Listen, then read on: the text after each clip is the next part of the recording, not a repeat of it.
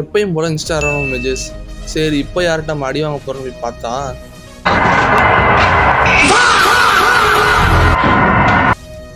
அவனோட ஐடிக்கு நல்ல பிஜிஎம் வேற போட சொன்னான். அதனால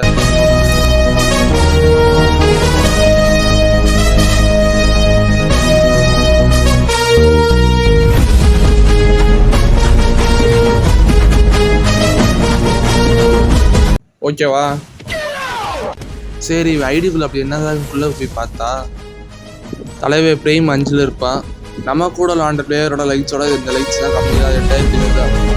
தலைவர் பிஆர்ல 16 வாட்டி மாஸ்டர் ஹீரோனிக் அடிச்சிருக்கான். சிஎஸ் அதுக்கு 26 வாட்டி ஹீரோனிக் மாஸ்டர் அடிச்சிருப்பான். எப்படி ஆள் பார்க்க மாசா இருக்கானா.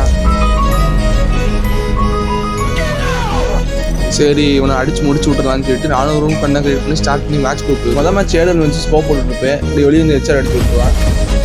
மொதல் மேட்ச் தலைவன் ஜெயிப்பான். 2வது மேட்ச்சுக்கு அதே மாதிரி தான் ஸ்கோப் போட்டு போய் ஹெச்ஆர் அடிச்சுப்பான். இது சொல்ல போனால் அழுத்துப்படி மேட்ச் தான் சொல்லி கூப்பிட்டு வந்து இவன் ஹெச்ஆர் அடிச்சுருக்காங்க. அடுத்த மேட்ச் அப்படியே அழுத்து முடிச்சு விட்டுருவாங்க. இந்த மேட்ச் நான் சாம தான் ஓடிட்டு போய் அதான் அடிச்சுக்குவான். எங்கேருந்து அடிக்கிறாங்க கூட எனக்கு தெரியல.